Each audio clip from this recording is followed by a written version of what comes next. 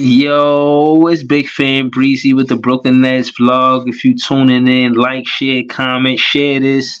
We just getting started. I'm cooling out with the Iceman, the Eskimo. He sent me some content earlier with the Ace Bailey. I checked it out with Ace Bailey and Dylan Harper.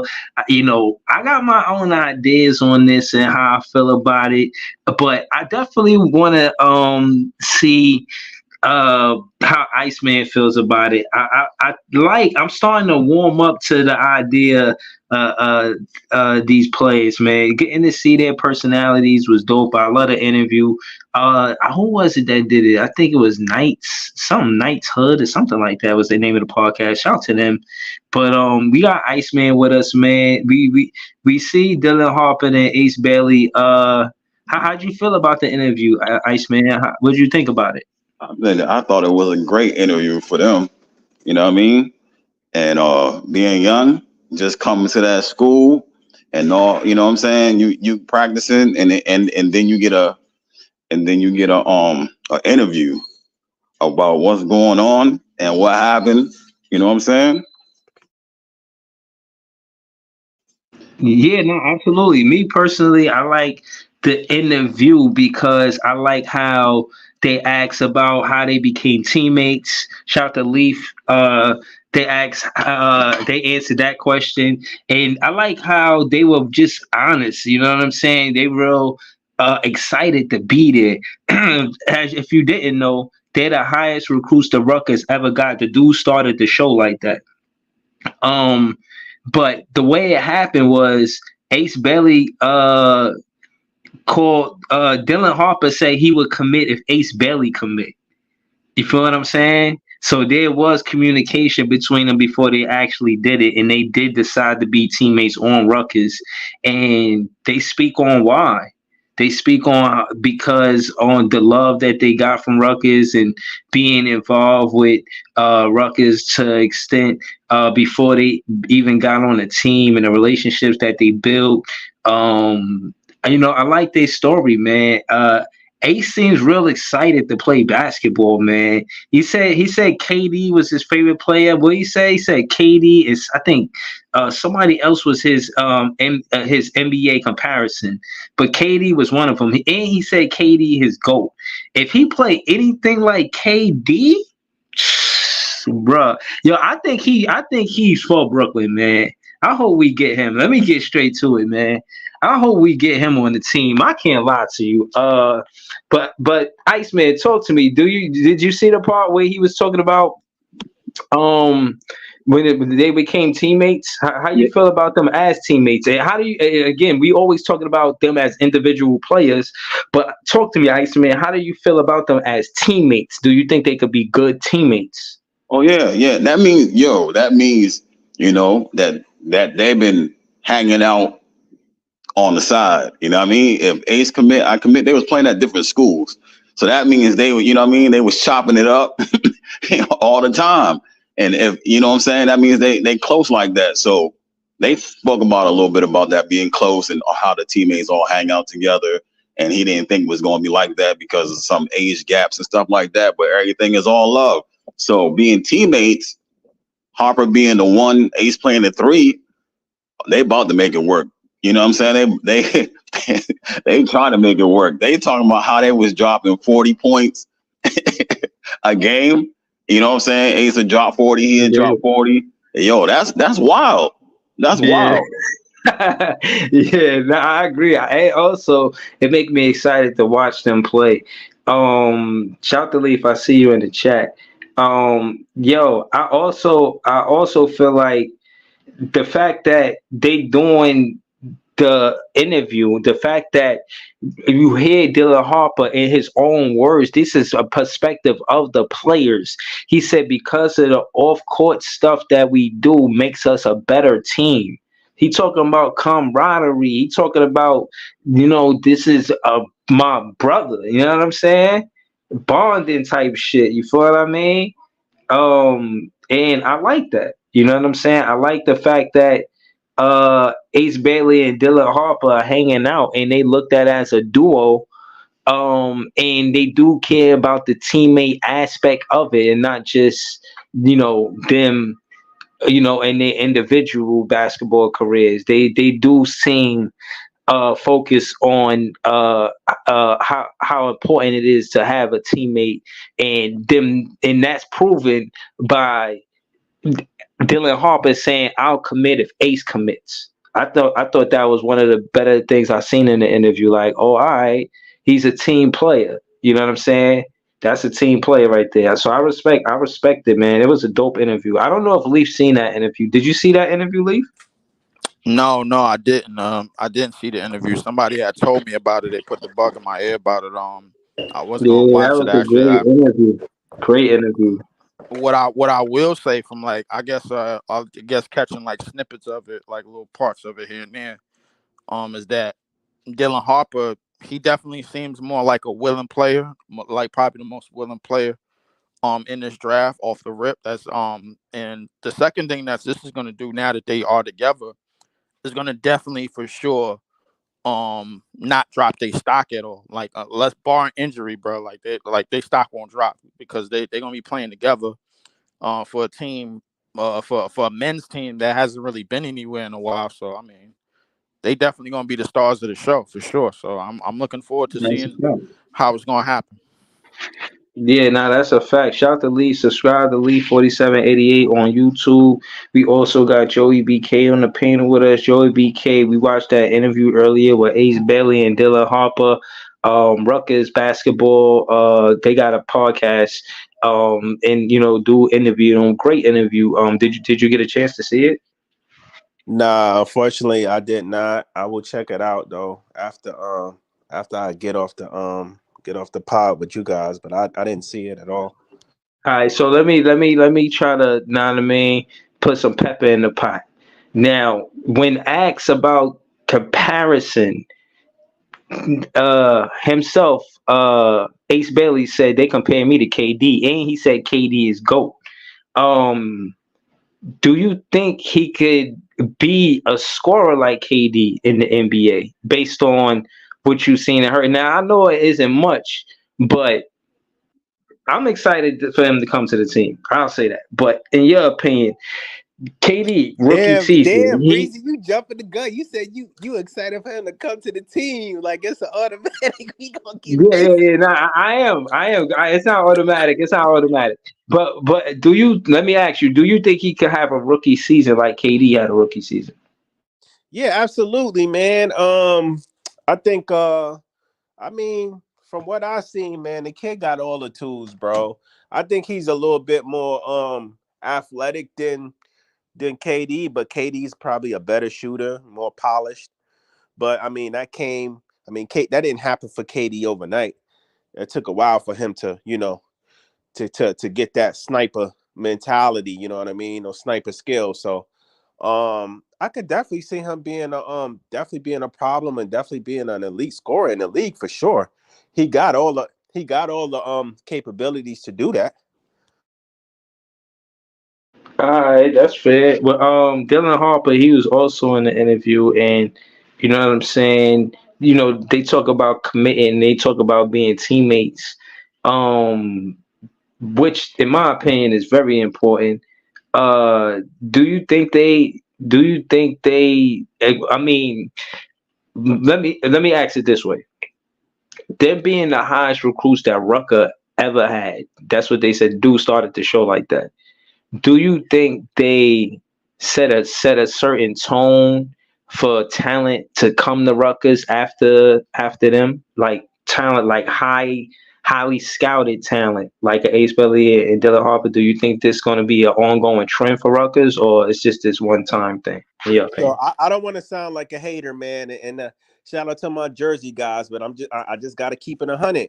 Like, no, them going to Rucker ain't going to change anything for that program because those guys going to be one and done. Rutgers is a pit stop for them. They one and done and they in the league. With that being said, most of the blue chip elite college programs, they already are set and they already got that precedent set. And these young kids already know they want to go to Duke. Some of these young kids already know they want to go to Kentucky. some of these young kids already know they want to go to North Carolina before they even, hit high school. Before they hit high school, I ain't gonna lie. Yeah, That is a fact. so Rutgers don't really, no disrespect to Rutgers, but they ain't really ringing bells like that yet.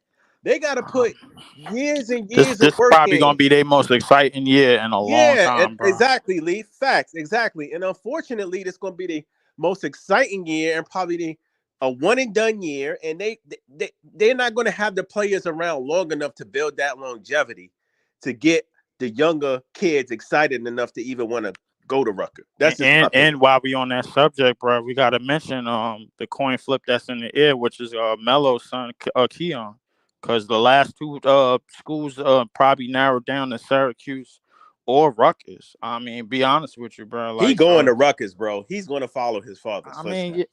no, You on the I mean, Syracuse? you mean I mean, Syracuse? not Rutgers. Excuse me, Yeah, Syracuse. Yeah, yeah, sure. and I said the same thing. I said, yo, it really don't make no sense for him to go anywhere other than Syracuse if that's what you're doing. Like, yo, because Melo made it point blank clear, bro. Yeah, Like, but yo, we even going to college.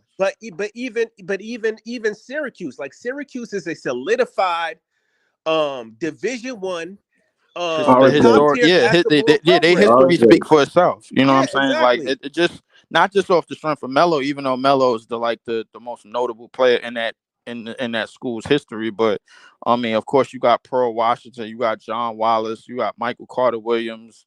Who else? Dion Waiters, bro. Just to name a few niggas, man. I mean, but Right. But hold realistically, on. Let's slow it down. Let's slow it down for the fact that you're right about the conference with Rutgers and the competition that they face. They're not going to face Duke. They're just not going to face certain teams. But again, what kind of noise could they make in a one and done situation with Rutgers, Dylan Harper, and and a Ace Bailey? What kind of numbers you see them getting? Because based on what I'm hearing, both of them averaging north of 25 points. It seems like both of them is going to be straight. You know what I'm I saying? don't. Putting up I'll big be honest numbers. with you. I don't know about the numbers because I mean, just based on how the program is coached, they probably gonna have the opportunity to just go off right away. But I don't know if the numbers is gonna be eye popping enough. I know they're gonna get drafted strictly off of highlights. They're gonna get drafted high, strictly off of highlights and what their upside is, bro. Because that's what how most of the high draft picks are in the last couple of years.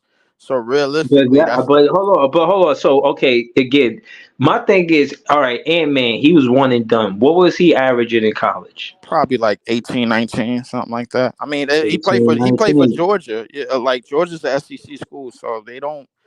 I mean, not to say that they not letting him go off for no 30 something, and he didn't have a 30 point something game. I don't know.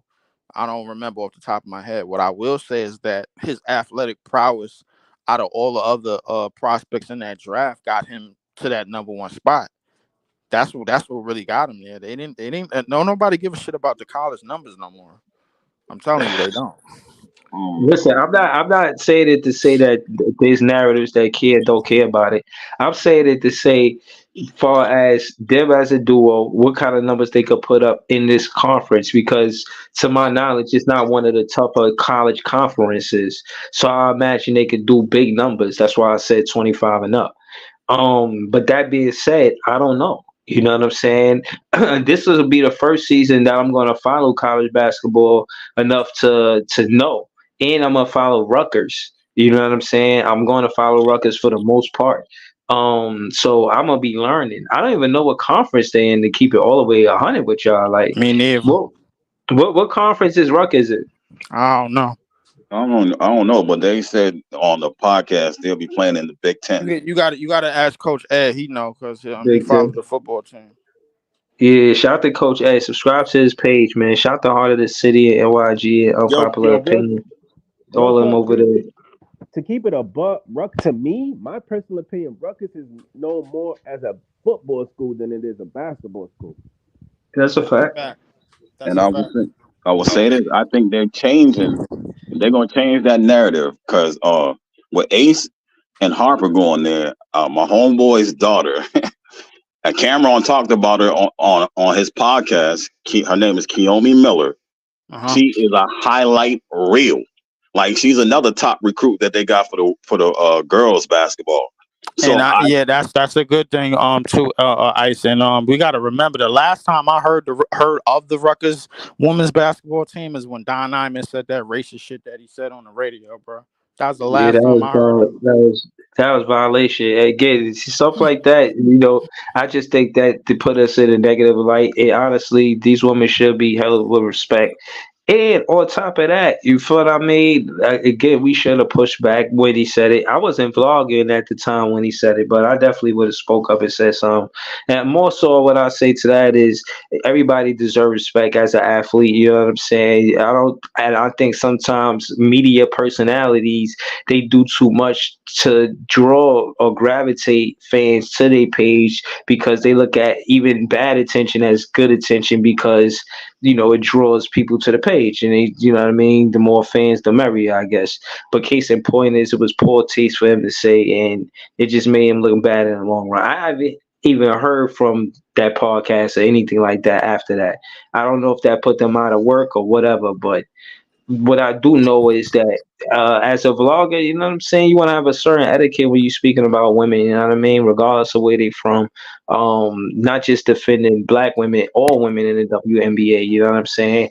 Even when we vlog it, I don't want to be like, yo, I don't want to use the B word, you know what I mean? I don't want to use the B word, it just sound cringeworthy, it sound uncomfortable, but That's a fact.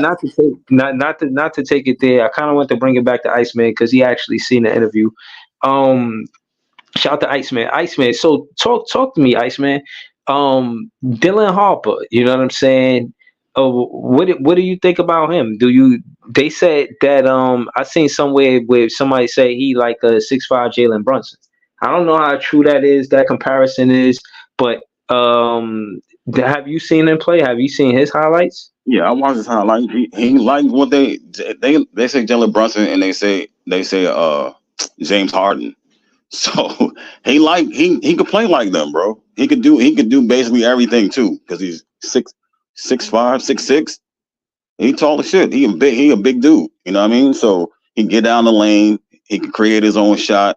Smooth jumper. You know what I'm saying? You're not gonna overpower him like that. He gonna most likely overpower you because you know what I'm saying. Point guards are 6'2", and he like 6'6". So you know what I mean? He nice, and So he go to war. game? Say it again. Oh, my shit probably acting up.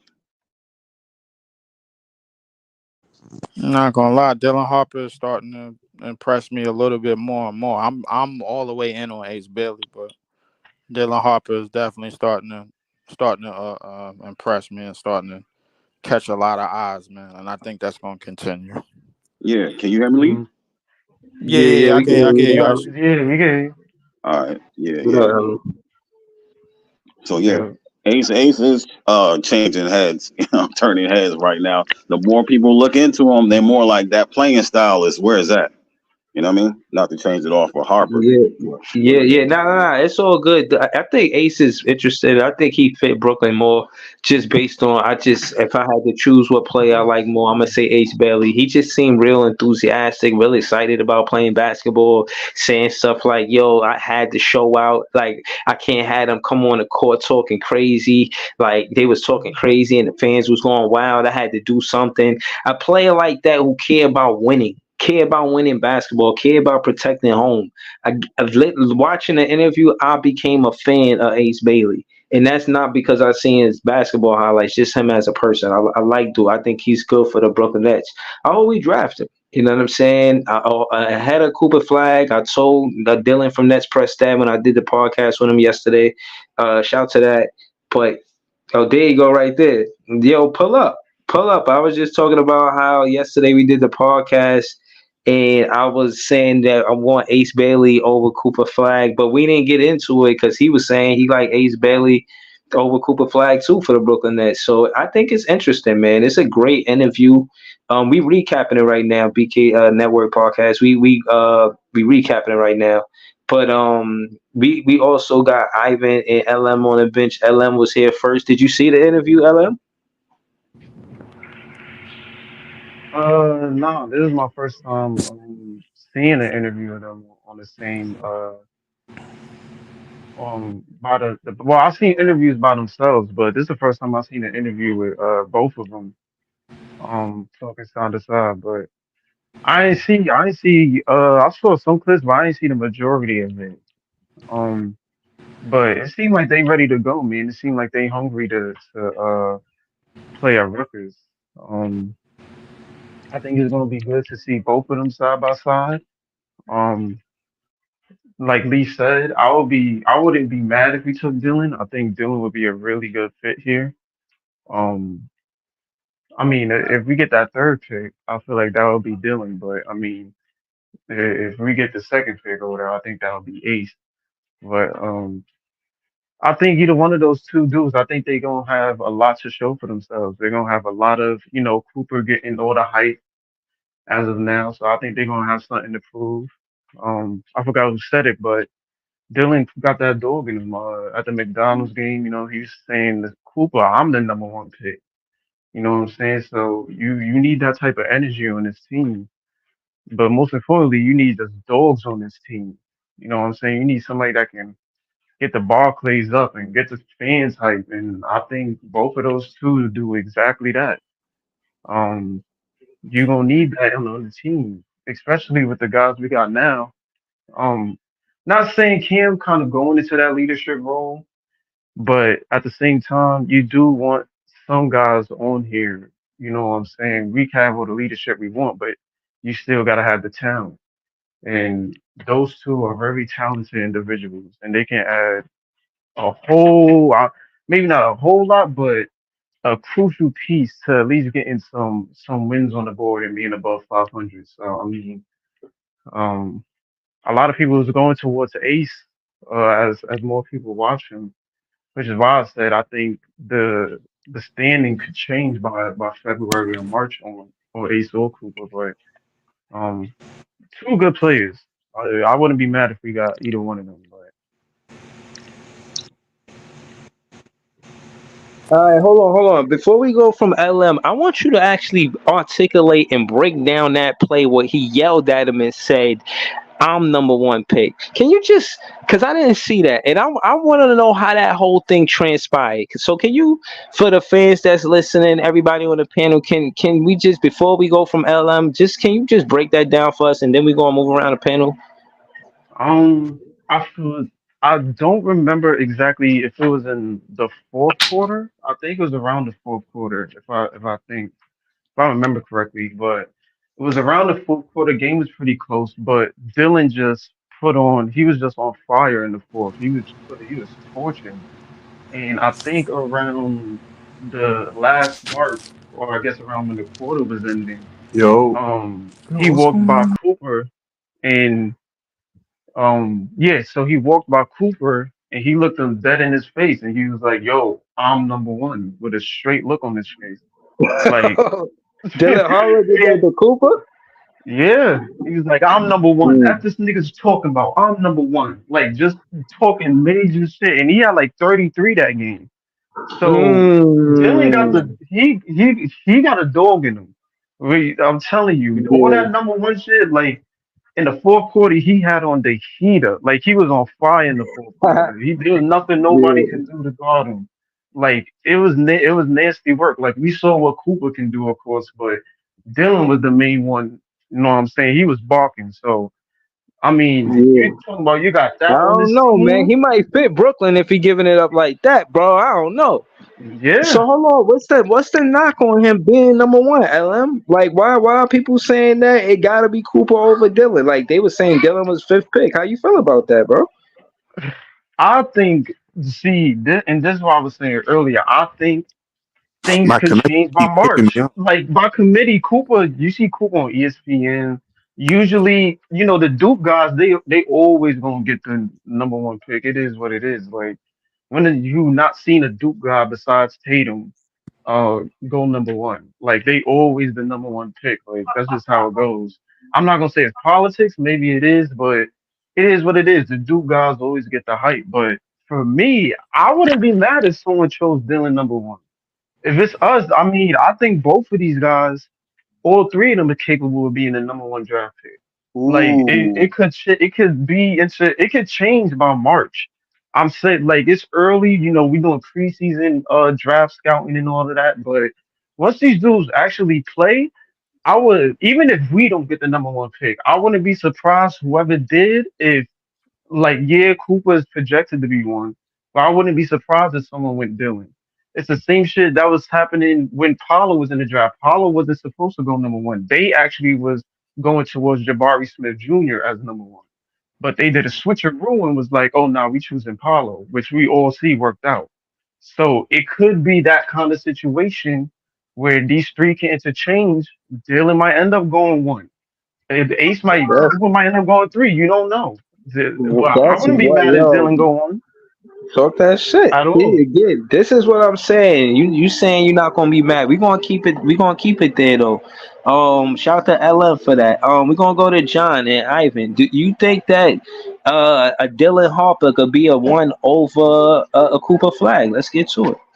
Ooh, I mean, that's a very interesting question. I mean, obviously, we have to see how they do this college season, but obviously, if a team's need is a point guard could do so much as far as organizing a team's offense, making sure that they're built for long term success. Whereas Cooper, he's got all different types of skill sets. He's got playmaking, but he's not a point guard. He's a three. So I think ultimately, though, what Cooper has over Ace is the extra height factor, the extra strength factor in a few years. I think that's what a lot of teams look at off the bat. But Harper, if he has a really good season, I think he makes a case. I don't want to say for number one, but maybe two. I think him and Ace are going to have a good friendly competition with each other. And how beneficial is that to have Ace and Harper on the Dylan. same team together? That they're going to make each other better. They're obviously going to improve each other's stats, and they're definitely going to make a case why they should be two or three. So I I think think Cooper's running for one right now. I think that's a good point to make, Dylan. Mhm. But at the same time, Nah, that's not like Dylan. That's not Dylan. That's I not mean, not Dylan. Dylan. My bad. John, John. John. But That's what got yeah, my me. bad. My bad. I mixed y'all up, man. But nah, that was a good point you made, John. But Thanks, Leaf. Hold on, at the same time, after Leaf, pass it to Ivan after that. Ivan gonna go next after John. yeah, definitely. But at the same time, what we're being told is that Cooper could affect the game in a lot of ways. If he's not scoring, he's gonna defend. If Mm-hmm. he can't, if he doesn't have the defensive prowess on on some nights, he could pass and he could do a lot of other different Right. things. He could do a little bit of everything. But I think our vacancy is really a a star or like somebody that has like an elite talent, an elite skill set. My I thing think is Ace not is the not one that's necessarily. one dimensional more than all of them. I think Ace is. Ace? And I think Nah. Ace and I think out of the Yeah. three, Ace may be the most one dimensional out of the three. Yes, He may be the absolutely. most eight one, but at the same time, that talent can't be ignored, bro. Like Yeah, like facts, facts. when you're in the vacancy of a talent, no matter what pick we get, the best player available is going to be picked. Whether it's Cooper, whether it's Ace, or whether it's Dylan, the best available player is going to be picked. Yeah, That's and what we. I agree. I think Uh, that's why Cooper. I think that's why Cooper and Flag. I know Dylan. Sorry, Dylan and Harper and Flag are the most important one out of all of them because they can contribute to more different things. You know what I mean? One is a point guard that can pass. The other one is a three, but he can pass too, and he look like he can rebound. He's a big boy. I think So Flag, and yeah, I'm gonna pass it over, bro. Like I think the only contingency, bro, like with these three is that no matter where they go, no matter where either of these three players end up in the draft, they all have to be on the up and up, and they all could add certain things to the teams that they're going to. right. Mm-hmm. I think yeah, that's the one thing that we kind of got to take out of it, like at least for right now. Like now, until we see later on down the scales or whatever, like whether one of them end up in Portland or one of them end up in Chicago, whatever the case may be. I think wherever any of these three players is going, they're going to help their team instantly. yeah. I That's like. I'm not gonna lie. I like Harper because he gives me more of a younger James Harden vibe, kind of sort of. He got a pretty jump shot. You know what I mean? I like that. I like Cooper. I don't like it plain style, but I can see why people are hype Bro, over him. all right, I gotta say this. Every time y'all say comparisons to James Harden, all I'm thinking about is the 12 years he fucked up in the playoffs. Ooh. too. Leaf is That's all driving I'm No, thinking, bro. hammers fingers right now, crossed. That's man. not gonna happen. That's not gonna happen. It's Fingers playing crossed. The style, man. difference I mean, Playing listen, between style. the I difference hope not, between but Dylan like and Hold on, y'all y'all. need Harden Hold on, hold somebody on, need hold to on, hold somebody on. need to come Hold, up with hold another on, name or something. Yeah, hold on, I think y'all. Hold on, Harden y'all. to Harper's an Dylan can unfair actually play comparison, defense. man. I mean, Harden was Hold a on. beast for how many years in Houston? I don't know if Harper's could drop 50 points a night. I think we got to be realistic about that, you know? Yeah, but Hold on, Harper's a y'all. beat. Hold on, y'all. Let's get to J on the panel with us too. Shout out to This Is JTV. Subscribe to This Is JTV. Jay. Jay, talk to us, man. Would you want a point guard that's like Harden to be on our team, or again, who would you pick if you could got the number one pick? It depends on the motor, man, because a dude that's like Harden is the man. The only thing that messed him up in the playoffs is he wanted to eat wings and go see strippers. You know what I mean? If he not go, Oh, if man. he was focused and not going to eat wings and see strippers, he might have got out You there know, with you that. know what, Jay, you make a valid point, but if that's the case, then we got to come up with a different comparison other than James Harden, bro. Fair. Because That's No, fair. I but don't need. we're not saying he gonna beat James Harden though. Leaf. It's just saying just a comparison. That's it. It No, won't no, go no. to I the know, Man, I I know the already style. told comparison. We need y'all, to change that Coop, comparison man. because that shit is bothering me, bro. Like I don't Dylan is need another Dylan nigga is to come more in the so. I league see that's gonna be realistically, going to the strip club come April time, and he's supposed to be playing realist. playoff I think basketball, Dylan and is he going Dylan to is get getting wings and comparisons shit to and Jalen though, not chicken really sauce and Harden. all of that, bro. I don't need that. Wait, who'd you say, LM? Jalen? Dylan, well, I've seen Dylan is getting more comparisons to a taller Jalen Brunson with defense than Oh, Harden. I not mean, Brunson. at this point, I think if you're doing the Harden comparison, at least Dylan played defense. So I mean, you're gonna get that out of him Yeah, Dylan compared does play to Well, defense. Harden's years. well, I'm To me, still to So I me, holding it's on to mean, to me, Flag, it's all man. about who niggas want in the backcourt with Cam Thomas. Right. That's a big thing to I bring up. think Dylan would definitely help Cam that Thomas also out. relies on the. I mean, it doesn't matter with anybody because I mean, if you If you choose want a Ace or nigga that's Cooper, tall and that that can show on defense and he's an elite passer, then Dylan Harper is not the point guard we need to be looking after. That's a That's fair point. respectful. That's a fair point you just I brought up. think Because all if you three of need them can somebody, if help you want Cam out somebody though. that's gonna get Cam easy ass buckets where he don't have to dribble, where he not getting grenades, where he's already in position to score and shit like that, he don't have to exert that much dribble energy and all of that shit, bro. The point guard that we need, bro, like might be in the league already. Mm, okay. So that makes sense. Yeah.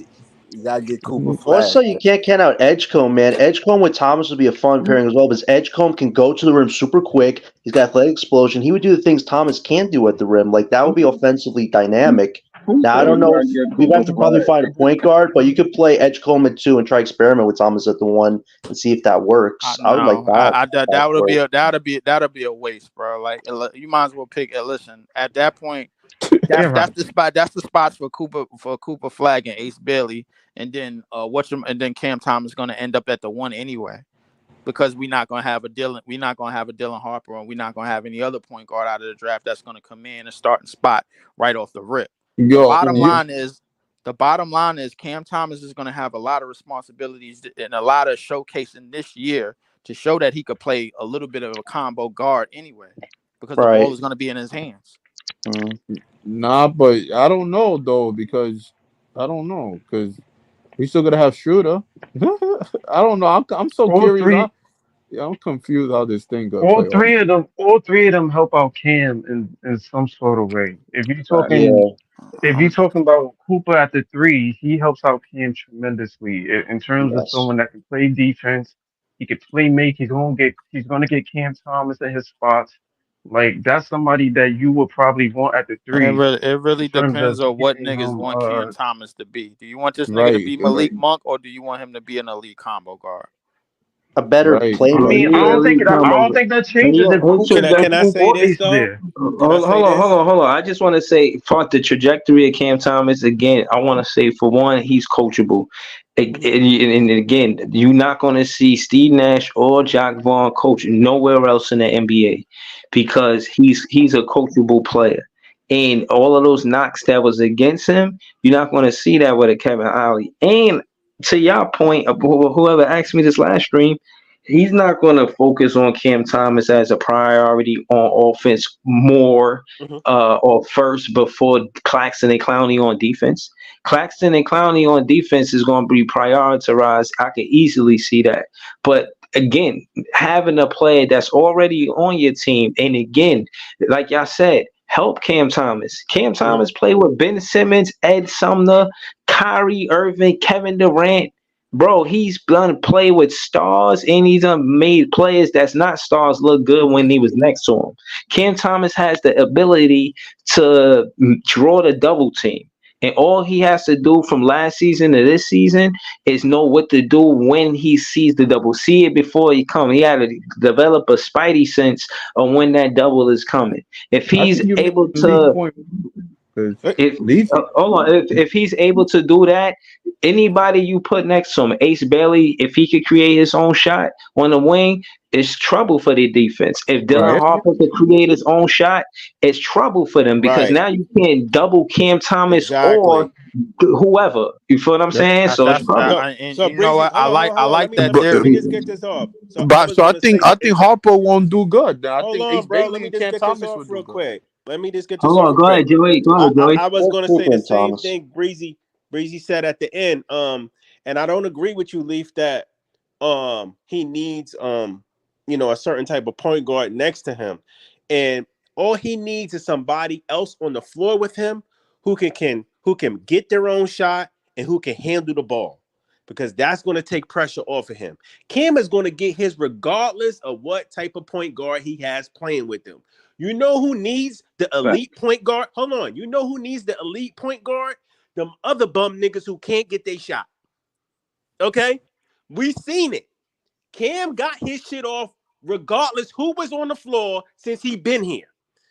We need an elite point guard for other niggas that's 3-and-D guys, that niggas that can't put the ball on the floor, that niggas that need to be set up. If Cam got another player on the floor, regardless if it's Ace Bailey, Dylan, or Cooper Flag, who can put pressure on the defense, that's going to help him out regardless. So I think Ace Bailey probably would be a better fit when we talk I about fit, yeah. I Because think Ace Bailey it would be a better yeah, fit because because Ace like Bailey he gotta come off scoring off the back. to I think to to be me, honest, I think it'll take. This is my opinion. I could be wrong, right? This is just I could be wrong. I've been wrong plenty of times. I think it'll take Cooper. This is just a prediction, and I like Dylan. Dylan's my favorite, but I feel like it's gonna take Cooper and Dylan longer than it gonna take. I think Ace is gonna come off the rip. It's going on niggas. Like I think that's how I mean, he's yeah. gonna come. Listen, I Yeah. think whoever Why do you ends feel up way here, about Cooper though, Ivan? I think whoever You ends said up what on. happened?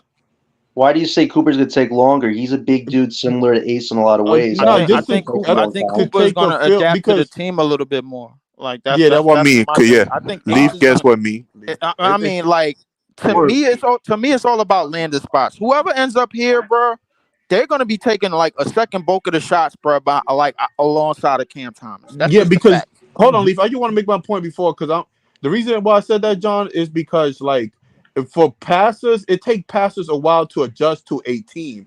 A score is a score anyway. You can send him to Dubai. You can send him to any team.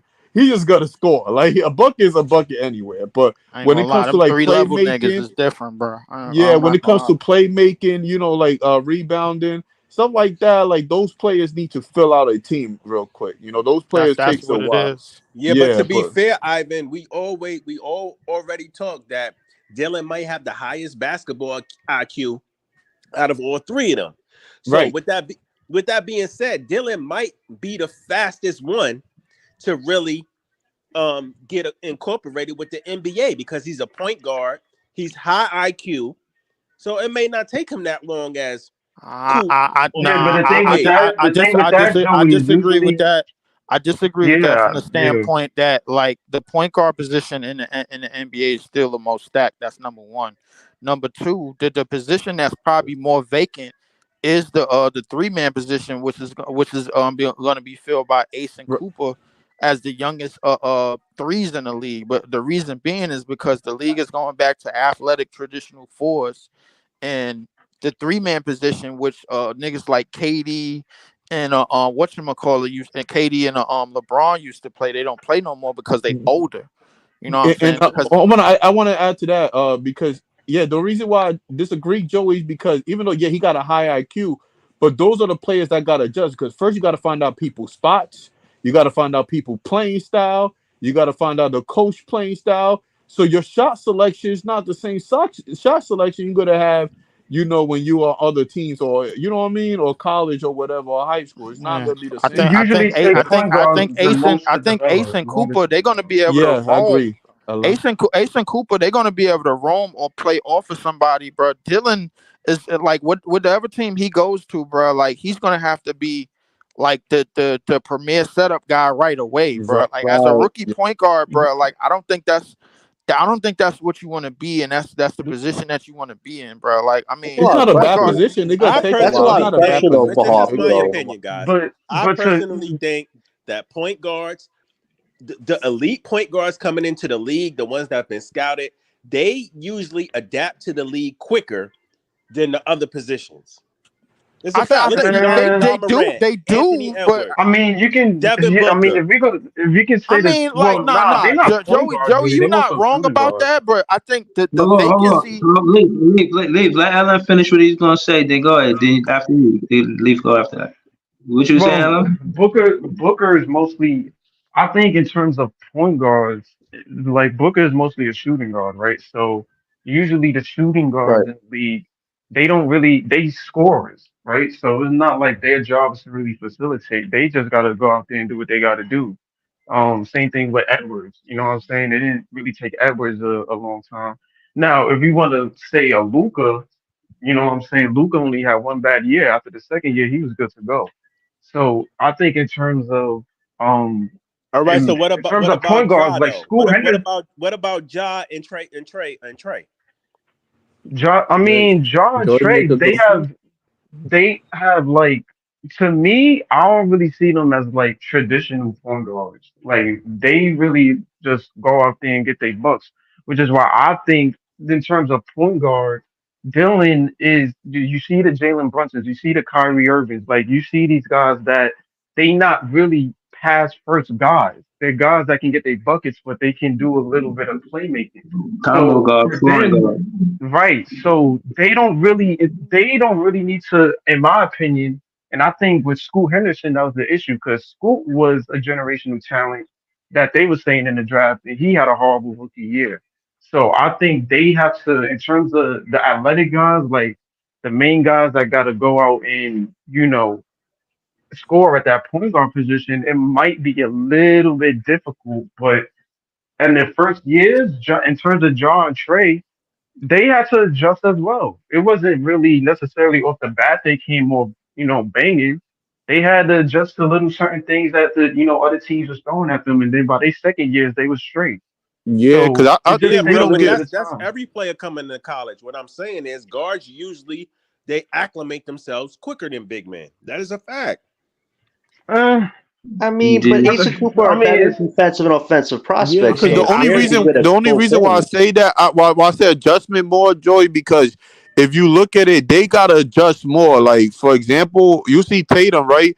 Tatum became basically a slash so-called point guard for them and took less shots for them to win. I think those are the players that gotta adjust more for the team because I they think can. You know what I mean? I think Hold on. we missing Go the ahead. vacancy that's gonna be like at the wing position because the wing position is getting older. Look at the niggas that you got. Like Right. KD, LeBron, PG, they all entering the twilight of their career. And LeBron now, is Right. bro, done. So yeah, yeah, we know yeah. and that. So we like need a if you wing, bro. We need a by We the wing. gotta we time gotta get bigger at the three. yeah, Say you're Yeah, that's a gonna get a fact. lot Yeah, that's taller at the true. three. Yeah, So that's true, the John. thing is, Cooper and Ace is gonna lead that charge right off the rip because right. the next Olympics that come around 4 years from now, bro, like all the names that I mentioned that's in their 30s, they ain't gonna be here no more. So That's hold on, like hold on. Slow it down, Leaf. Let's slow it down real quick, bro. So when we talk about it, like face of the league, this and that, who's a more exciting basketball, Cooper Flag or Ace Bailey? that's Ace. It's definitely Ace. Yeah, It's Okay, definitely say Ace. why. Mm, Say I We why. think have it's a a bigger front It's court. We're definitely gonna be a listen. problem in a few I look years. the We get thing big the in that thing front about court. Ace, I think he ready. Like he's ready to show out, and he knows that ball is life, and all of these mixtape companies and all of this stuff is watching him. I think the thing with Cooper is like looking to like he understands kind of more basic style of play. You know, like that's one of the Yeah. reasons kind of why he went to Duke.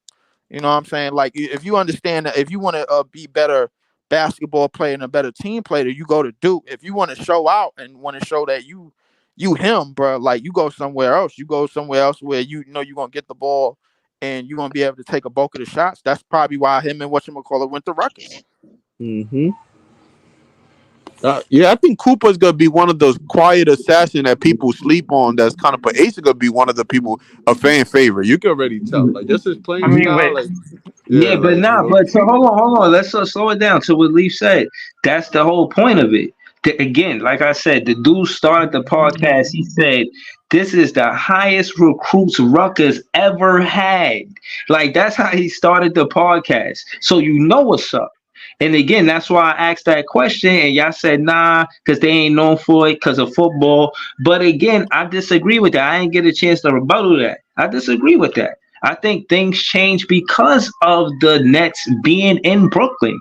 We impact that situation the same way Carmelo Anthony's son going to Syracuse will more than likely have him playing for the Knicks than he would the Nets. Somebody going to Rutgers, in my opinion, more than likely will play for the Nets more than the Knicks. That's my opinion. But I'm just saying that to say some of it's like that. You feel what I'm saying? Like, for instance, everybody say this and that about Duke and Cooper Flag, but that's because of the prestige that Duke has as a basketball brand, as a basketball club.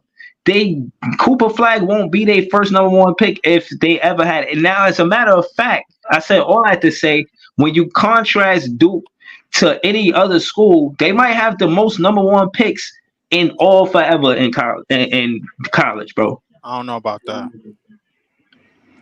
I mean, Kentucky. I think Kentucky. I don't know about Duke. I think Kentucky is up Probably. there, but I mean, well, hold up. Let's see who Duke got. Duke got what? Who they got? They got Elton Brand, Kyrie. Damn. Who else they got? Who else It Duke wasn't got? Grant Hill, right? It wasn't Tatum, Nah, Grant Hill. Grant Hill Tatum, wasn't. Zion. No. Tatum was number 3. Grant Hill was number 3. I think Grant Hill was number 2. Zion was one. I mean, if you want Zion to was do that. one. Zion was one. Right. That's what I forgot. Who? Is anybody else I forgot?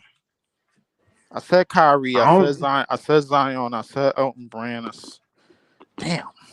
Now I'm trying to I don't think. know. It's rare, but to be fair to Lee's point, I think a lot of the Tyler, lottery and stuff you when it said Christian comes Laettner Tyler. went to high. Christian when it comes Laettner to went number 2. college and I think stuff, he went number 2 or 3. I think. I do think most of the stuff be like rigged. Like when you see like obviously, 2003, LeBron was to Cleveland, he's from there, right? And then you see 2008, right? Like Rose grew up in Chicago. Rose was the #1 draft pick at the time. Rose grew up in Chicago, Illinois. That's his hometown. Chicago gets the #1 pick in 2008. And then you see Wemby go to San Antonio. They got the French connection. San Antonio gets the #1 pick. Like I think a lot of this shit do depend for real on hometowns, and they like to make the connection in the league. And I So ain't gonna lie, they really like when it come to #1 picks, the NBA be planning that shit out like a motherfucker, Yo, bro. Breeze Like, was right. Duke does have the most #1 overall draft picks. oh, they do. Mm, Okay. W Breezy. I thought it might have been. I thought it might have been North Carolina, but man, yeah, Duke is How many? How prestigious many in though? that. Why Like, we here though, Jay? How many, Jay? 46. damn. No. It's out of all the 46 schools. My fault. Let me see. I'm trying to Uh, find. but nah, it's all good. But that's But he told you. that might be Coop. Coop might go first, man. I mean, Nope. regardless of how I you mean feel about between me. Elton Nope, Brand, that's a lie. That's a lie. That's a lie. It's Kentucky #1, Duke #2. Kentucky got 60. Oh, I knew it. I knew it. I I was knew Kentucky it. I got on was right. top. 60. must have been I Duke was K1. got on top for I 56. knew 2 it. I seconds. definitely said Kentucky, bro. I definitely said Nigga Kentucky. was about to Kentucky get do away be with a having the lie. #1 Look, pick. about to get away with a Yeah. When lie. when I first Nah, but But Googled hold to it, on, be hold on. #2 is close though. Come on, when man. I Number first two is Googled it, it close. You gonna said then now Duke. you But gonna then try to when I take it went yo, back look to if you number around, talking 2 when he about went #1. Yeah, Kentucky, got drafted hold like on, yo, crazy coach, come talent. on hold on, coach, come on the panel, man. We need you to talk Rucker basketball with us. We just seen an interview with ooh, Ace Coach, Bailey and coach know more about the Rucker Dylan football team Harper. than anything. thing. Now I'm saying I don't know if you seen that interview, man, but I'm gonna send it to you. I mean, on your Twitter handle, and it's a great interview, man. But again, not to digress from the conversation, man. Shout to the whole panel. But good looking, Jay. That's some good shit, man. So Kentucky first, Duke second. All right, that's pretty close. That's good enough. That's good enough. Um, I got a question for you, Breezy. well, what up, though, Iceman? Yo, how did you feel when they said that Ice. they refused to lose a home game and they both and they both stood on it? Like, we're not losing no home games. You know what I'm saying? Period. Like, we can't. How do you feel when you heard that though? That's probably one of my favorite part of the interviews. Facts. Like I said, I for definitely like the the moxie, bro, because I'm watching the interview yeah, right now, bro. yeah. See what I'm saying? And Ace Bailey look comfortable when you talk about basketball. Bro, they better Dylan, live up to all this hype. Dylan Harper looked like a silent assassin. You know what I mean, like he looked like he really played. He really hooped. You know what I mean? Some of these guys they don't be comfortable, but until they playing basketball. That's how Dylan Harper looked. Ace Bailey looked real comfortable though, Hey, and Breeze, I have a good hold question. on to answer Iceman. I felt that's morale. You can't buy that. That's not in the contract. He got morale. He want to win where he at. He want to protect home. And for them to go to Rutgers, it gives me more confidence that one of those players or both of them players one day will be part of the Brooklyn Nets. So, but I'm listening though. John, what was your I have a question? good question. If Dylan Harper and Ace Bailey have a great season together and really gel, do you think one day when they both have free agency and have the power to choose where they want to go, do you think they're going to want to team up potentially? No, that's a fact. I think you see they doing that with the Knicks. You see that with Sacramento Kings. You Mm-hmm. see team franchises, NBA franchises taking the success that college teammates had seriously in the NBA. So we see examples of it. I think that's a very high possibility, especially with the Brooklyn Nets having a situation where we can mess around and trade them draft picks. Like we'll take Dylan Harper and Ace Bailey right now as teammates. You know what I'm saying? You can have all these draft picks. How you feel about that, John? What if they did that? I mean, Ain't Breeze, if nobody, Sean ain't if nobody Sean in is this. still a GM and pulls Ain't that none of off, them top. man, Ain't none of that them would be top nuts. 5 picks getting traded, bro. We all come on, come on. Yeah. Y'all I was niggas just is saying, like y'all like, niggas is trying to take shortcuts to a road that's hella bumpy, bro. Like y'all. yeah, like those top five is not getting traded, but we better hope to have at least be around 1, 2, 3, 4, or 5 with our pick. Right. I The just rest want of to the get other one shit of we them, trade man. around. I just want to get fellas. I just want to get one of them, and I hope we top 3. We get to pick in the top Yeah, 3. I think we they got a good would do shot, some shit man. like give us three, considering that or the other niggas that we was behind. They landed at 3, Houston and Boston. I wouldn't be surprised if they gave us the third pick or some shit like that. I mean, they like to have they storylines. That would make the most sense at 3. But even at 3, who knows? Dylan might be off the board or Ace might be off the board already. Like we don't know what team is gonna. We This the have thing, though, Alan. obviously with us. If we get to pick top 3, then we at least know for sure we got a clear shot at least Cooper, Ace, or Dylan. Either That's one we're true. going to get.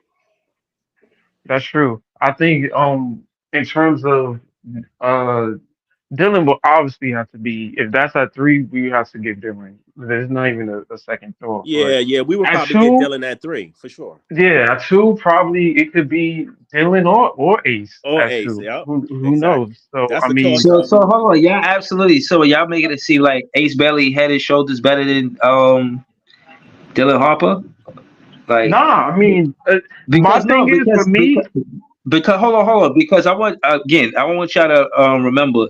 I'll be reading the comments. So Claude Smith says point guard is most important Nets need. We should make that the highest priority, and we do as Nets fans debate this the most. What's priority, the wing or the point guard? Hey, Breezy, And Breezy, that's the so conversation we Breezy, all got to Breezy. continue to We have. already talked about Right. this, fellas. Listen, when It's a you tough picking in the one though, top, bro. listen, when you picking in the top 3, you have to pick the best talent available. All that position shit go out the window. So with that being said, right. yes, we need a point guard, but Ace is a better prospect than Bailey. I mean, right, excuse me, than Dylan. right, So I'm gonna pick Ace. and at the same time, look, Dylan is not the only point guard there. Like, yes, he's the highest Exactly, Ella. talent point guard, but you can use those other picks. You can get a Dink Tate, you can get a Trey Johnson, you can get whoever to put at the point guard position. It's not, oh, we lose Dylan and that's it. Me Facts. personally, I think I wanted three. I want a tall guy at the three. I'm tired of us not having a wing. It's Facts. about damn time that we And get a yeah, man, wing on this team. I Like, agree. I get it. Point guard is You can't teach important. I size, do, man. but You know how the Yeah. saying right. goes. You can't You see teach how size. Tatum and Jalen be working at the wing? You see how KD been working at the wing for years? Paul George, LeBron. I want a wing here that can, you know what I'm saying? So We saw for years the hold wing on, position be Yeah, if we hold got on, an Ace Bailey, hold on, Claxton, and right, Clowney trio, that'd be hold on, deadly. hold on. Let's slow it down. Tatum and Brown, to be specific, what I see far as them as a duo, you got Brown, who is an interchangeable 2 and 3, and a Tatum who could be a 3 or 4. Now, what I'm saying is about Dylan Harper, it sounds like he could be a 1 through 3 or 1 or 3, and Ace Bailey could play the 3 or 4. That's what it sounded like. But we got my guy, nah. Coach. We got my guy, Coach Ed Gladney's Amazing World of Sports. Subscribe to his page. He been doing Rucker content before Ace Bailey and Dylan Harper became part of the next season's roster. So we gonna go with Coach right now. Talk to us, man, about Rucker basketball. We seen the interview earlier with Ace Bailey and Dylan Harper. Did you see it yet?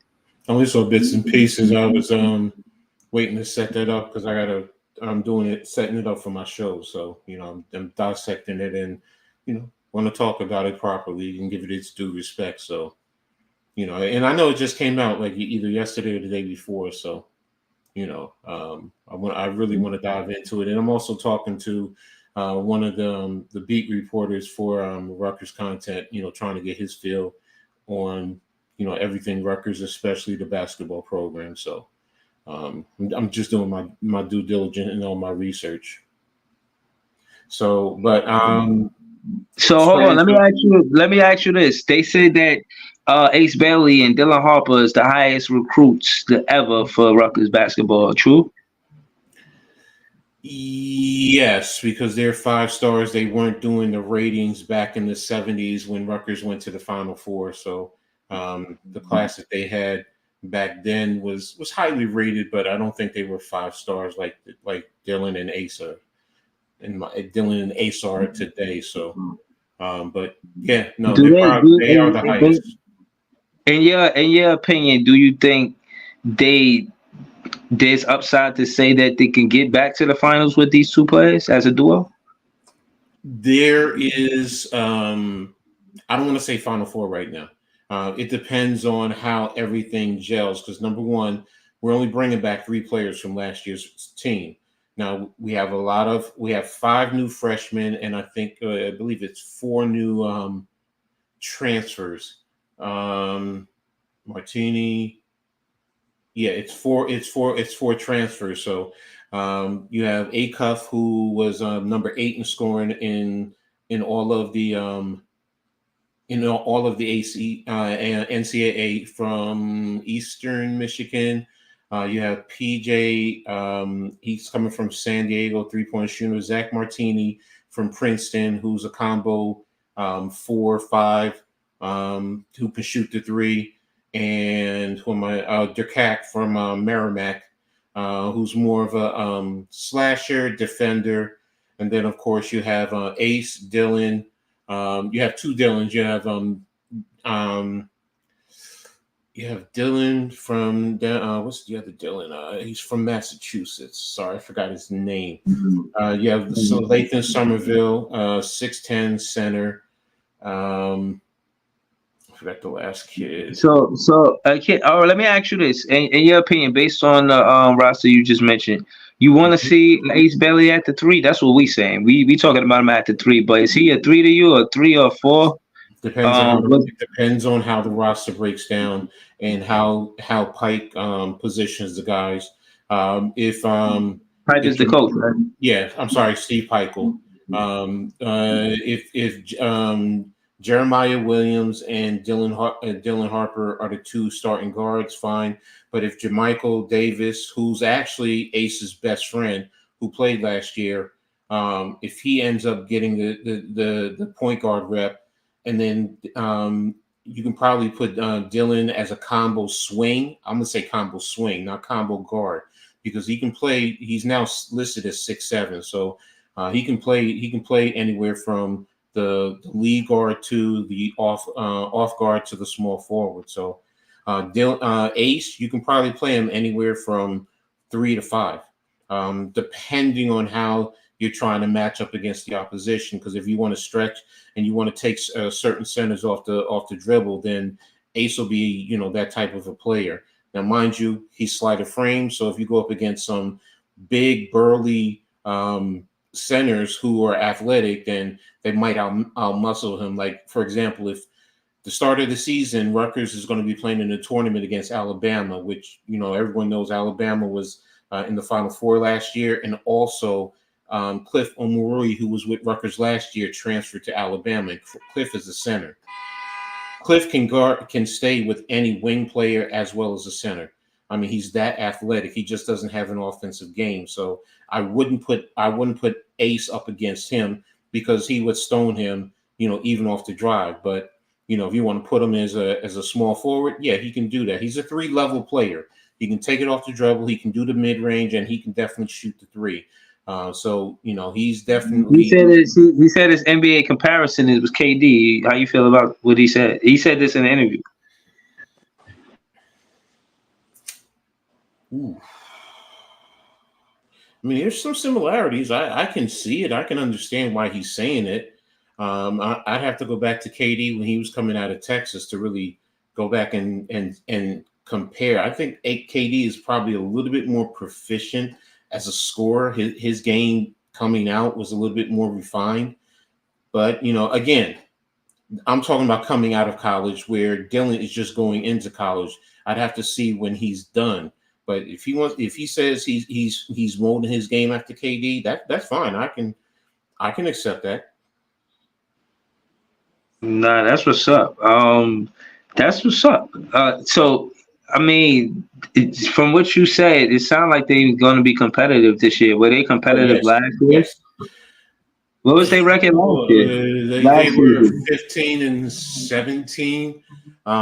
It was a I don't want to say it was a disaster, but some of the issues was the guards that they brought in through the transfer. They had one kid who was from Massachusetts, but he was 5'11". He was a good 3-point shooter, good leader, but he wasn't a Big Ten caliber type of player. The players that they have now, yes. And the other issue was Jeremiah Williams. Jeremiah Williams did not start the season because of transfer issues. He only played the second half of the season when Rutgers started to change their fortune.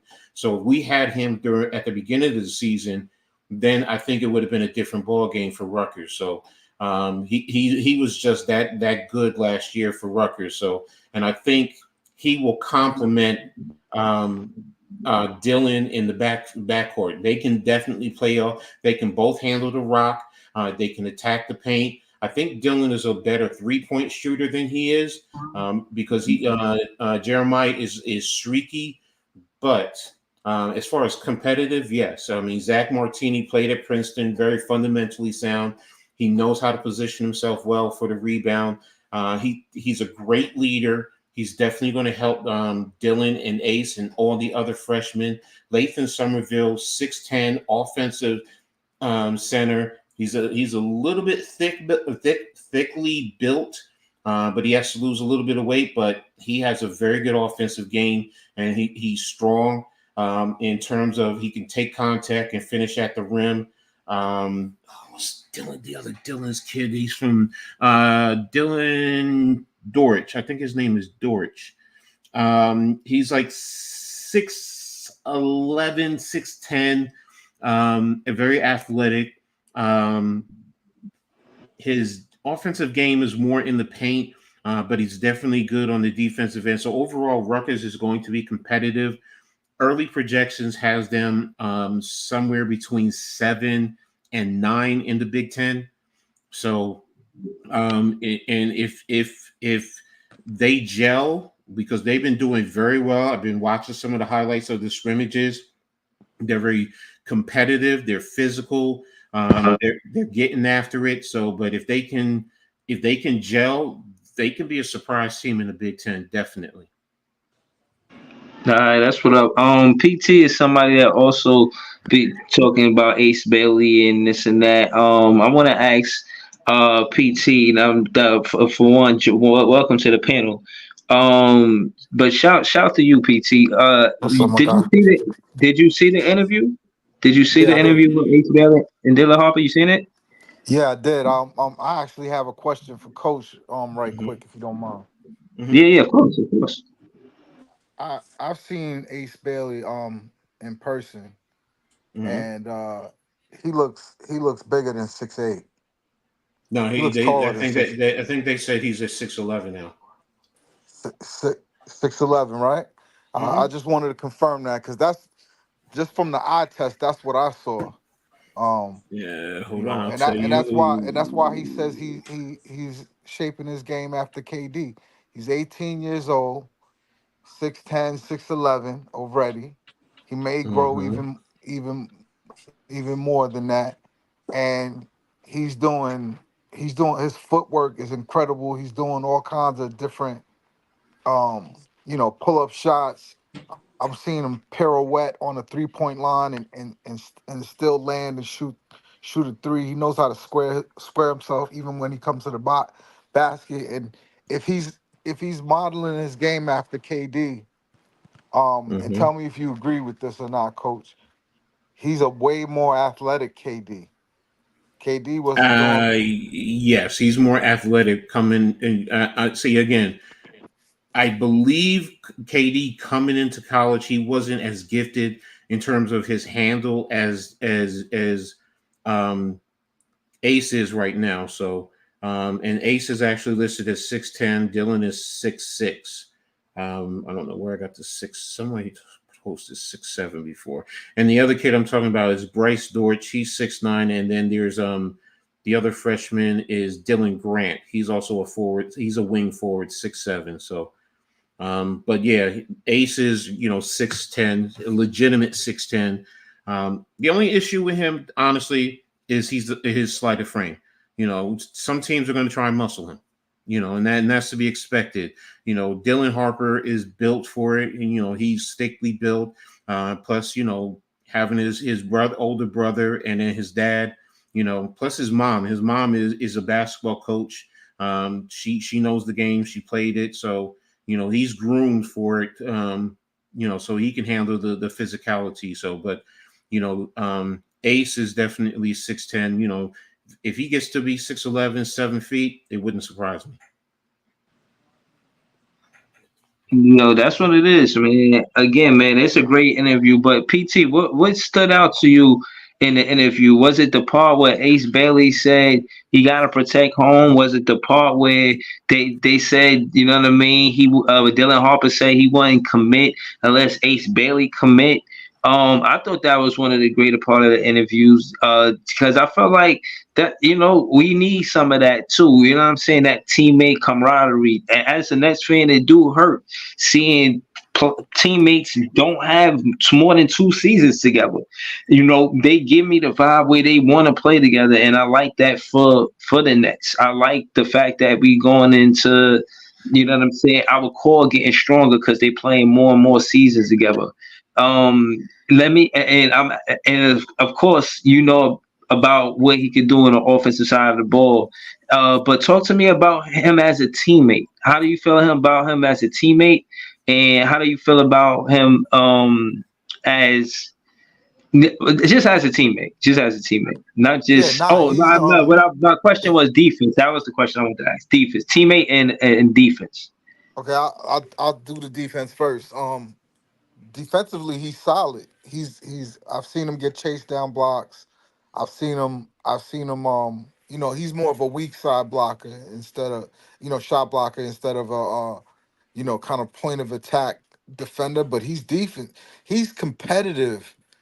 Uh, and so is Dylan Harper. Like I said, man, on one of the games I caught on that people can still see on YouTube is the Jordan Brand game, and in that game, Dylan Harper was telling um, Cooper Flag that he's the number one pick, and went on and had a hell of a game and took over the game. Like, he's not super athletic.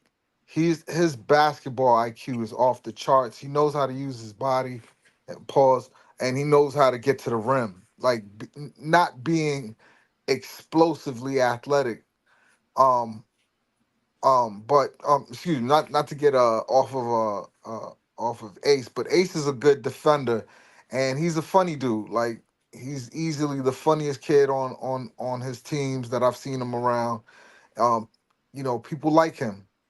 You can see it from the interview, and you can see it from, like the some of the footage that Rutgers puts out. So I think whoever gets him gets a 10-year superstar in this league. He's competitive. He's really, really competitive, and he plays defense. And like, he is slight, he is skinny. He needs to build his body up, but he's 18 years old. What I was gonna ask Coach is, what are the Rutgers facilities like? Are they gonna be able to develop these kids and help them put on It's already weight? been. They built the facility, the new APC facility for all men's and women's basketball. It's top notch. It's probably one of the best in the Big Ten right now.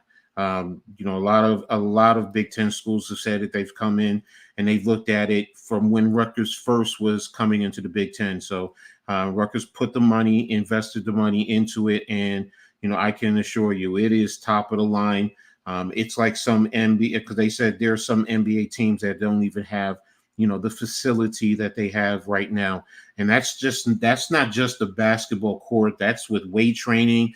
The kids also have 24-hour access to nutrition. So they can. Hold on, Coach. Slow it down with that, because Iceman in the back. I seen that part too, where they were talking about weight training. Iceman, can you talk to speak to that? Did you see Yo, that part where they were talking about weight training? yeah, they was like, yo, when we first came, we didn't think weight training was gonna be this hard. So they already in the gym getting worked out, bro. Mhm. You know what I'm saying? They putting them to work. Exactly. So Exactly. so again, so hold on, Coach. Just speak to that. You being a coach, about the development of a player and how weight training plays a part in them being quote unquote NBA ready from the one and done. It. Because they growing at that age still. Like I would Mhm. imagine at 18, 19, you still growing. You know what I'm saying? Pause or whatever. Definitely, you're still developing. Your body is physically, you're growing in many different respects, physically as well as mentally. And then, of course, if you already have a good knowledge of the game, playing at a higher level is going to expand your knowledge even more. So, but yes, being in the weight room, that also builds confidence. So once you get pushed around a little bit, but then you go through the weight training, it's going to help give you confidence as you get stronger, in any sport. That's not just in basketball, that's all sports. And that's important, for these young kids, 18, 19 years old, especially if they're trying to go on to the NBA, and you're playing with grown men there. So if you get that initial foundational teachings, it's going to help you when you go into the NBA, as long as you're in the right culture setting. So that's also what's So, most important. so let me ask you this while we here, because I don't get a lot of, there's a lot of different fans, and I got to be honest and let y'all know what side of the fence I'm on. I'm a fan more so that watches the NBA, didn't really follow college. I'm just getting into the content now, but there's also fans that do content that are fans of college basketball as well as the NBA. So I'm just distinguishing the difference, respectfully. But I'm saying that to say, me seeing seeing this, knowing that everyone doesn't make the transition. I'll pose the coach to PT and everybody that watch college basketball and the NBA, as coach as well. Let's go to coach. What you think is I would say the mental side of it, the focus on staying diligent to the game, opposed the lifestyle with all of the social media and all of that distractions that come with it. The lifestyle that comes with it. I would say that's what separate the good from great earlier in their career. But from what you've seen, that's me in third person though. But from what you've seen in first person, what do you think is the most important transition from a college player going pros? In your opinion, coach? What's most important? Yeah, for the transition from college to the pros. I'm always a culture person. I'm sorry, I just am. You got to be in the right culture system to help pull the talent out of each player. If you get into the wrong system and you're around people who are and that are not working hard, it's going to rub these kids the wrong way. And that's the first thing, because a lot of these kids, they have the talent, but well, you need the right coaches to help develop them and teach them how to be professionals at the pro level. Because too many kids have just they get caught up in the money. Because think about it, 18, 19 years old, and you're starting to get some serious money. And I'm not talking about a couple $100,000. I'm talking about a couple $1,000,000 leading up to possibly your second contract with a couple $100 million. So, and if you're in the wrong culture, you can get this, you can be distracted. You think about this. You go on the road, and pretty much every hotel, we all know when we've heard the stories that there's so many groupies out there. And what 18, 19-year-old is going to want to chase the punani? Come on, let's be real. But it's going to take you away from doing what you need to do to focus on the game. No, I'm being dead serious. I've seen it myself, just even at the low level in college. You go someplace and a girl comes up and guys are like, "Oh wow, you want to give me," and you lose focus on what your job is. It's to be an That's athlete. true. So and that's why I say culture is really important. At least having good veterans, even if it's a rebuilding organization. If you have some good veterans who can teach them how to be professionals, that's going to go a long way, more than their abilities, because if you have the right coaches, that'll come. That really will come. And if you're going to the right type of rebuilding program, you get the right coach in there and he helps grow them. Case in point, I'll always point to Orlando. Orlando, when you brought in Powell, and when you have their head coach, look at what they've done. They have the right culture there. And they have the right coach and they have the right culture, and they're now a respected organization. And that's what, as far as Nets, that's what you guys really need to have the right culture in place to help whoever you bring in, whether it's Ace, whether it's Dylan, whether it's Cooper Flag. You need to have the right culture in place to help develop these players mentally as well as physically. So, that's why, to me, the biggest thing is having your culture. And then from there, yeah, everything else will fall into place. The weight training, the development, the system, building the system around the players the right way, having a coach who's adaptable. Because sometimes coaches are, we get thick-headed. Our system is the only way, and that's the only way to do it. But sometimes you have to back up and say, let my system adjust to what these players do. Let me bring out what they do and help develop their strengths to be professionals in the NBA. Nah, appreciate that. That's a good point. And I put a Yeah, little nah, something. I put a little something for you guys. Just it's something for Twitter, but it's just a little bit of Dylan. You guys can look at that. And if you want to follow Rutgers men's basketball on Twitter, trust me, they'll give you a lot of information. On both of them. yeah. Yeah, now my thing is, again, like I was saying about Cam Thomas, they were saying all of this is transition. I'm kind of like doing the Benjamin Button thing, but just in the sense where looking back from it, where these players they get to the league because they play one way, and then after they get to the league, it's how fair is it to develop them into something totally different than what they were doing to make it to the NBA? I don't Hmm. like it.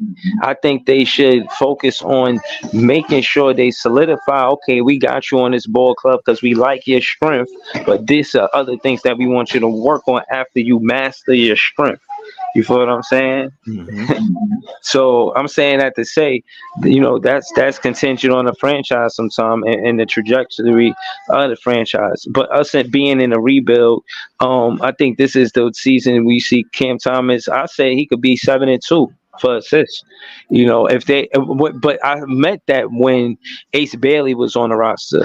If Ace Bailey is on the roster, I'm saying like I know he won't be on the roster. I don't know that shit. I'm just saying if it was somebody like that on the roster where you can't double Cam Thomas now. And they can create their own shot. That's why I asked the question. I ask you, Coach, and PT, and everybody that watch college ball.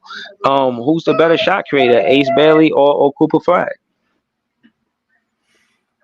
That's I'm gonna say Ace. that's ace by by far. Like that's that's not what Cooper Flag does. Cooper Flag Hmm. is more of a like he's a power player. Hmm. He's not Sean Kemp. Don't get me wrong. That's the wrong comparison. But he's a power player. He could take you off the dribble. He could do it without a point guard. Um, And he dunked that ball. and he dunks the ball. That's right. He But dunked that he's ball. not a shot maker, shot creator. They already tell you that his shot is gonna have to be developed. I'm sure they're gonna help him at Duke. But he's he's definitely a, a, a player. I'm not saying Cooper Flag's not gonna be ill. He is, but he's not like skilled like Ace Hey, Bailey is. Let me ask y'all a question. Did y'all see the Rutgers scrimmage highlights? sure did. Yeah, Okay. Okay, just want to make sure that y'all saw it with with Ace and and the rest of them. The only one who wasn't out there was Dylan. So I mean, it was Harper. So I Yep. just wanted to make sure that you guys saw that, so you guys can get a full perspective on on the players that you're trying to follow, and that's going to be all year. You can follow it all year. So if you don't already watch the Big Ten Network as you go, so. PT. Do you agree or do you think that Cooper Flag's comparison is Andre Karolinko? They put him like as that type of style player. You think that's where it's at, or he's a little bit above that?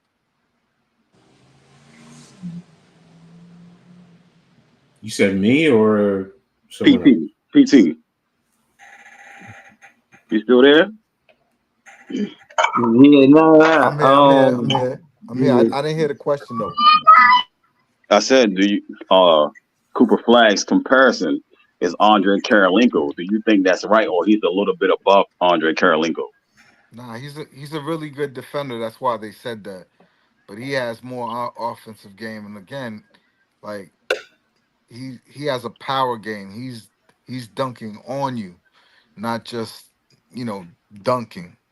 You know what I'm saying? Like no no disrespect to Andre Karolinko. He's not on that level, but that's what Cooper Flag does right now. He defends. He runs the floor. He could take you off the dribble. At least high school players is what I've seen. I didn't see the Team USA piece, but I don't think you can learn much from that. When he plays against these other superstar kids, they play better than him. That's another thing that nobody is saying. You know, yeah, they're exhibitions. Yeah, they're not real games.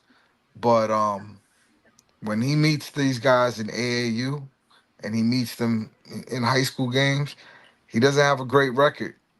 Um, like I've seen both Ace and Dylan beat Cooper in games. So and outperform in scoring too. Like, but skill wise, Ace Bailey's off the chart. He's the type of player that can his viral YouTube video shows you. 40 points and with 8 dribbles. That's a special player. That's a player that's operating on a higher level in terms of because when you're in high school, you could just do what you want. But for him to have that much understanding, 2 dribbles, pull up, 1 dribble, pull up, crossover, sidestep, pull up, like that's what he does. Cooper Flag is not that. Cooper Flag is hezzy drive, dunk on you, and but Cooper is the better defender. But like it's not crazy to say that Ace Bailey is athletic KD. That's seriously, he's All not as right. skilled as KD is, but he does KD like things in terms of skill set. And to the point, if he's not a POA defender, we got Clowney next to him. I'm confident that we could be a top 5, top 10 defense with him on the roster. That would be crazy. If you could Yeah, have, him at the if you three. could have Ace at the three, let's say he grows into 6'11". Mm. Then you got Clowney at 6'10", 6'11" at the four, who can shoot. And then you got Claxton at the five. That's that's a nice combo. But hold on, slowing it down. Do you think that we keeping a Noah Clowney to build around? Like he don't step on his toes. Like Clowney still could get minutes with Ace Bailey in the roster because Ace Bailey could be the 3 more than the 4. Yeah, Am I right? Ace Y'all agree Bailey with is a that? shooter. Ace Bailey's a shooter scorer. He's supposed to be at the three. He's naturally a three. And So so even if the best even if y'all saying what is it? Y'all not looking for position. Y'all are going for the best player. Is it fair to say that with the way the NBA is, they going to try to get a wing and then a number one? if you had wings, you still taking Ace Bailey. Yeah, you Yeah, gotta Y'all taking Ace take Bailey him. at number one? I'm taking Ace at number one. Are you I'm kidding? I'm taking Ace at number one. yeah. I think a lot. I think it's a toss up. I mean, we've seen a skill set translate to wins over the league. If you want to talk about the prototypes, you've seen KD skill set lead to wins. You've seen Paul George skill set lead to wins. You've seen Tracy McGrady skill set lead to wins. Like it's not like these guys archetype. It adds losing to your team. We've seen these players over the years be to we've seen Paul George go head to head with Brown for the few years in the Eastern Conference off his skill set. They basically the same archetype of players. I think the wings is really one of besides the point guard, one of the most important positions in the league. You need a wing that can be able to create his own shot, play defense, um, these we need some height for Brooklyn. We need height at the three. Can I It's ask y'all about a time that question? we got that. Can I ask y'all a question? Hmm. Who is your lead guard? Um, as of now, I think it's Dennis Schroeder. I'm not sure, or Ben, You've but And at got this point in three. You've time, got three now, other draft picks to make that decision. the only reason why I asked that is because this season, depending on what happens with Dylan Harper, if what I think is going to happen, Dylan Harper may end up separating himself from any other league guard that's out there. Because his game, I'm telling you, go back, no, and it's not even just last year. Go back and watch him from his freshman season all the way up. I remember when he went up against the Wagner boy from Camden, and he put on a show. Everybody was hyping up Camden and Wagner, and they won that game. But Dylan Harper was the star of that game. He I dominated the watched game, that game. and I so watched that game. this is why I say, who is your lead guard? Because everyone, I've heard some of your Nets fans say it's Cam, and then Dennis Schroeder, and then people don't want to deal Nah, with Dennis Schroeder. the lead guard isn't on this team yet. And that's why I ask you that, because what's more important? If you have wings, do you take a lead guard, especially if Dylan proves that he is an elite type of a lead guard player? And it's not just in terms of facilitation; it's also creating for his own self and hitting clutch shots. So, do you bypass that? I So mean, I think it's the best. I think a lot of Nets fans just go with best talent and figure the rest out later. In terms, that's and it. I think it's also based on the lottery. Depending on how the Hmm. picks go, if you Hmm. get if it lands based on the Knicks or the Bucks pick or whatever the case may be, you will hope you can see if you want a lead point guard, you will hope and see if you can land on Jalil Bethea, Dink Pate, or whoever is at that lottery section that you can get to complement whoever you got at 1, 2, or 3. So I mean, it's kind of tough. I understand that aspect of it because I mean, Dylan is the cream of the crop. If you're talking about lead point guards, that's the Hmm. guy you really want to get.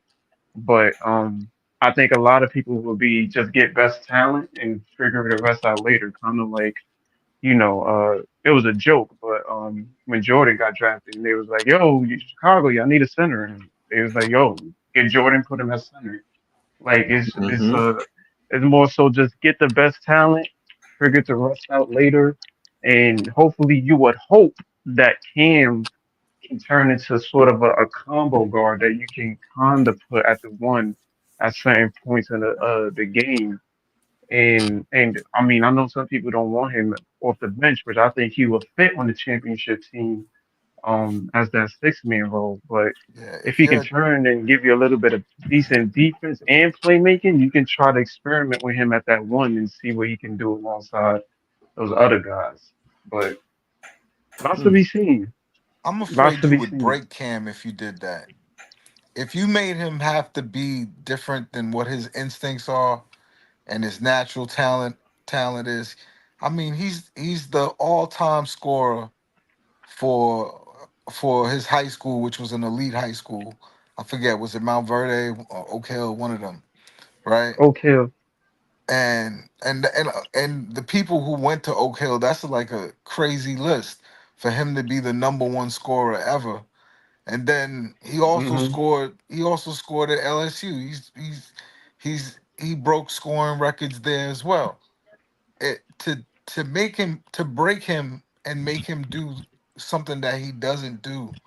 I don't think that would serve him well. I think it would take away from his aggressiveness. Cam scores. He's an elite scorer. Let him develop that to be unstoppable. And whether that's at starting two guard or off the bench, he could be a part of a championship formula if he's elite at what he does. The Nets just have to fill in the blanks around him. And they got Mm, enough picks to do I it. don't think that's necessary. I don't think it would take away from Cam. I think to your point, I think what Cam needs to do is we all know he's a good scorer, but he still do has to have certain reps of knowing what it's like to play the point. Similar to what Kevin Ollie did at the second half. He was playing Cam at point certain games just to let him get a feel of it. Like we know he can score, but see what you can do getting your other guys and getting other guys involved. Not Right. saying that you got to turn completely into like a Chris Paul or a Rajon Rondo, but just see what you can do at point guard and getting guys involved. What can you do after double teams? You know what I'm saying? Like just little things like that to help get these guys in they shot. Because realistically, he is going to be the best player on this team. So you really need to get him. These other guys, as much as we know, they not really uh players that can get their own shot, but they are guys that do need to I be said fed. I said 7-2. Is that crazy, LM? Seven and Nah, two assist to turnover ratio. Oh, if they can hit their shots, I mean, I would hope he can get to 6 if they can hit their shots. I mean, that's what. If the crazy thing is, Cam had finished the season at 2.9 assists per game. The crazy thing is, if they was hitting their shots, that number would probably be a lot higher. I We would gotta say remember. We gotta remember the surrounding aspects of Cam in terms of the players on this team. We need Cam Johnson to be consistent. We need uh whoever's in that lineup. Clowney, is Clowney gonna be consistent with hitting his shots? Dennis Schroeder. Like we need Cam doesn't really have a lot of guys around him that I feel like are consistent in getting a bucket. So I mean, is most of his assists gonna come from the pick and roll with Clax? Is it gonna come from seeing the Cam Johnson's in the corner? You can get him off the pick and roll if the defense come in and collapse and help.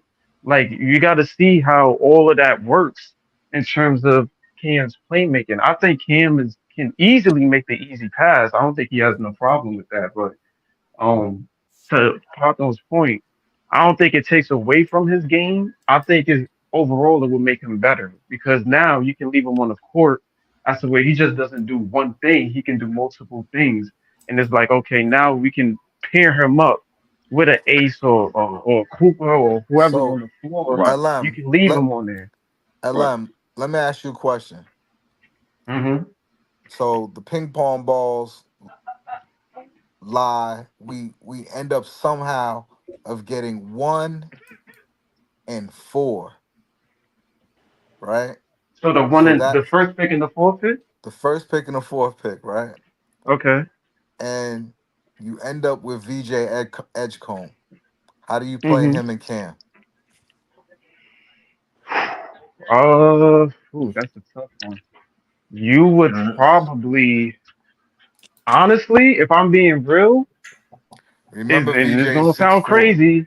Yeah, I know. The season around 6'4", 6'5". If I'm being real, and it's going to sound crazy, if Cam has developed to the point where he can average 5 assists or 6 assists per game, I'm putting him at point and I'm putting VJ at the 2. excuse And I'm me, calling it a gentlemen. day. Great conversation. I know this is net stuff, so I don't want to, take away from y'all's conversation. So I'm going to step out. So it's been a pleasure, guys. Anytime y'all want to talk records, let me know. I'm here for you. All right. All right. All All right. Yeah, right. I appreciate you. Thanks a lot. Appreciate you. All right, Prince, appreciate you. But to answer the question, if Cam has developed enough of a playmaking aspect to where he could reach 5 or 6 assists, whatever the case may be, and he showcased that this season. If you do land on the edge cone, I'm putting Cam at the 1, edge cone at the 2, and that's how I'm rolling. I don't need him to be a pass first guy, but if he has a decent amount of vision and being able to get the guys in their spots, I think him and Edgecombe could work well alongside each other. I don't So think you necessarily got to play Cam off the bench. I mean, that's probably what they would do, but I'll experiment with Cam at the 1, Edgecombe at the 2, play Cam in spurts at the 1, and see how that works and see see, if they can to, complement. to Alan's point, right? If Cam was just a scorer, which he is, what he's known for right now, he would end up on the bench if he couldn't do nothing else. If that was his Right, specialty, he's on the bench, bro. Like if you draft VJ and you say all Cam can do is score, he's going to the bench. Easy. right, That's light work. But the point that Alan's making, right? And I think more not so of Cam being a pass first guy, but his IQ of when to pass and how to pass, how to create this mismatch and cause problems and get my guy open. That's what I always said about Cam is his IQ needs to go up a little bit more because he can pass. You know what I'm saying? He has learned to give the ball up because that's right, why he was in the G League because he couldn't pass. All he did was score, and they knew he could score like that, as I always right, said. So now, like Elam said, he got a feel. Let me put me at point guard. Let me see what I can do. You know what I'm saying? Just to get a feel. But he has to be able to slide to the 1 to make other. You know what I'm saying? Like I said, if you had Brandon Ingram on this team and you had an Ace Bailey or something like that, you could slide the lineup up. You can slide it. You don't want to take Cam and put him on a bench because he can't. You know what I mean? He can't play the 1. He's got to be able to right, adjust to the one, and you have a scoring lineup, and then you can slide him back down, big lineup, small lineup. He's got to be able to do something else. You know what I mean? He can't Right. be limited to just So let scoring. me put this hypothetical out, right? So say Cam upgrade and his IQ get better and he can get you like 5 or 6 a game, assists per game, right? So Podthorn, to your point, we get the first and fourth pick, right? We get Edgecombe and we get Ace, right? At one, and then we get Edgecombe at four, right? So now imagine with Cam's improvement, you rolling. Cam at the one, Edgecombe at the two, Ace at the three, Clowney at the four, and Clax at the five. That is, if that's not a playoff team, I don't know what is. You rolling. Cam can stay in the lineup now because he can do any. He doesn't. He's not just a scorer. He has other options. So now you got him at the one. That's a guy that can get you 30 at the one. Then you got Escom at the two, 6'4", 6'5", an athletics specimen who can also who can also shoot as well. Then you got Ace, who doesn't even need to be a discussion.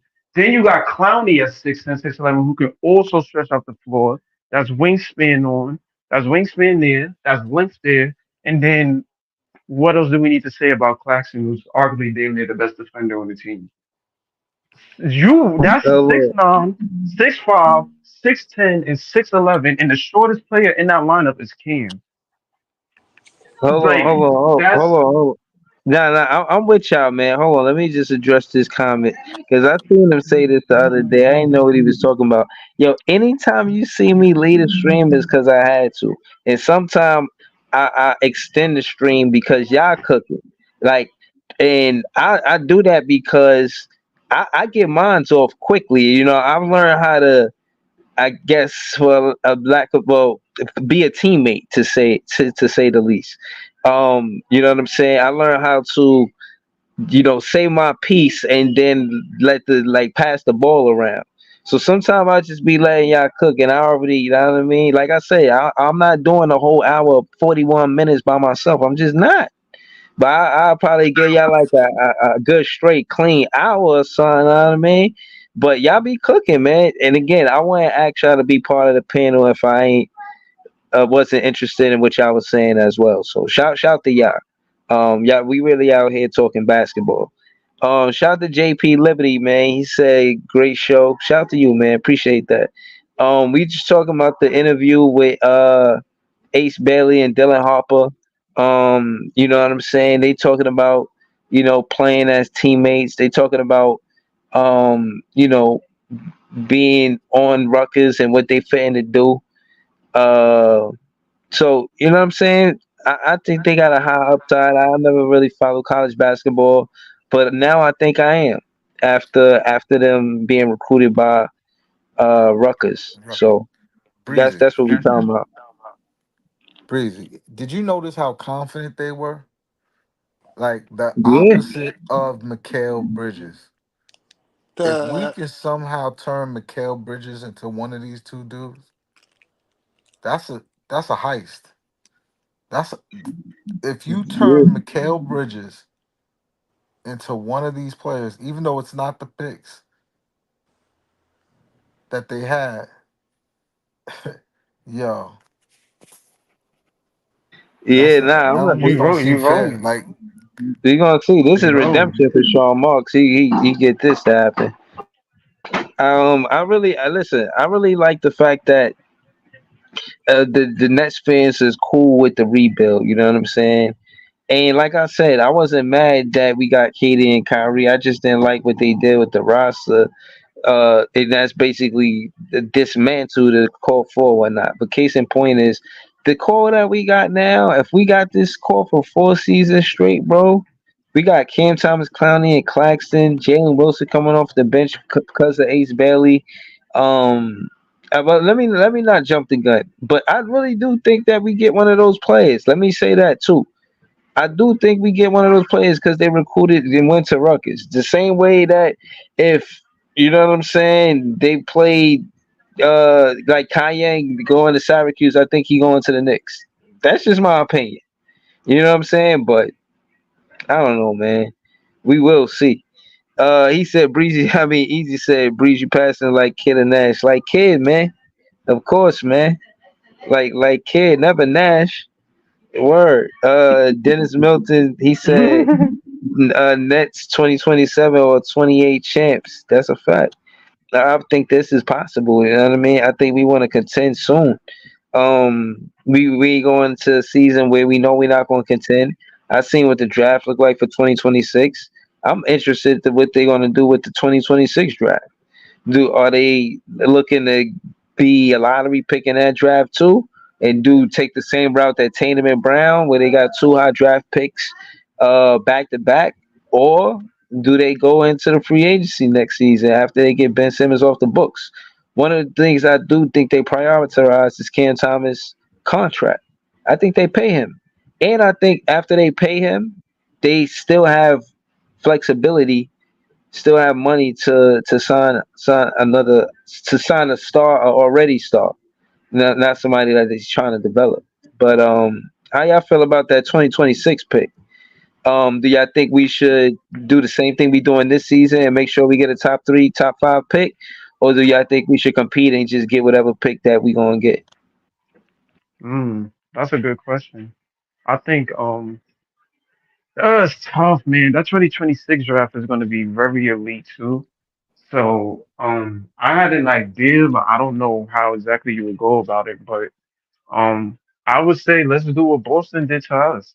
But we know, look, use our scouting team or whoever, and look for a team who you know might be bad next year. Try to get a draft pick from one of those teams and let that pick high key fall to the lottery based on how bad the team is, while we go off on the playoff run or whatever the case with Ace or whatever we may have. You kill two birds with one stone. At the same time, you being a good team, while the pick of the other team you have, that's getting you in the lottery. Same thing that Boston did with us, where we was bad, so they got the third pick. But Boston, the team itself, they was like the fourth seed in the East, so they was playing chess. You know what I'm saying? We got a top three team in the East, and we got a top three pick based off Brooklyn being bad. So if you want to play chess, I feel like we can do that for 2026. But if you want to tank again, you can. I mean, imagine if we get AJ here, that would be a freaking insane lineup. Why? Because now Why? What position AJ play? Why you say that? AJ Because you would have a AJ is six most nine over shooting guard. right. You You'd have be able and to have something, and 6'11". that's why I said Cam, if he improves on his playmaking, him playing the one will change things tremendously. Because now imagine if you get a 6'9" shooting guard in AJ, that's Cam at the one, that's AJ at the two, Ace at the three, Clowney at the four, and Claxton at the five. The shortest person in that lineup is Cam. All these other niggas is 6'9" and up. So not only do you got length, you got two, three people, including Cam, that can create their own shot. You got three shot creators, long, lengthy shot creators, and you got two defenders in Clowney and Claxton. So That's a if you sick want to lineup. take you a And that's our very team sick for 10 lineup, years. right? And that will be our team for years. So you talking about Cam being the shortest guy out there at 6'4", and the rest of these niggas is 6'10" or higher. Like that lineup, and they all great defensively. So you don't even know, that lineup might be pure lockdown and pure buckets on the other side of the ball. So if you can get an AJ, I'll say go for it. That 2026 draft, you got Cameron Boozer in there too. You got Caleb Wilson, who's a 6'11" small forward. He just got I think I forgot what college he going to, but he played like KD. Caleb Wilson, he's 6'11", around 6'10". Um, very athletic. You know what I'm saying? Can jump out the gym. He might be Cameron Boozer and AJ might be the new Dylan, Ace, and Cooper this year for 2026. And So you're if you and you're can not get one of tanking those either. dudes, Like what you're yeah. saying is right. They wouldn't be tanking this. It's just you're playing 19-year-olds. You know what I'm saying? That team is not That's gonna true win. too. So you're gonna organically, pick in the high in the lottery. But that's the Right. best thing that can happen. Because if you add one of those three blue chip type players, you know what I'm saying? Like you could get Ace and the center from South Sudan, and that would be a historic Yeah, yeah, draft. from Duke. Yeah, he nice too. Like it wouldn't be like getting VJ or one of them. Yo, but yeah, the 17-year-old at Duke, you get that kid 7'2", you got your center of the future. I'm not saying they're gonna trade Clax, Right. but when he's ready, Clacks do depend he's if he gonna be do a decide to problem. leave eventually. Yeah, Yeah. Clacks when they do decide, you know what I'm saying, this ain't working out, whatever the case may be, or they want to trade him, that would be a good guy. 7'2", 250. You know what I'm saying? Can play aggressive, got a post game, got a three, he can shoot the mid. You know what I'm saying? That would be a good You guy to shoot have at threes, alongside Ace. Yeah, like that nigga is tall, bro. Like, and right? he not I'm skinny just either. He thinking about how he would 250. look with Like, Noah Clowney. yeah, that's a defensive problem. Who would That's dope. who Both of that's defensive issues.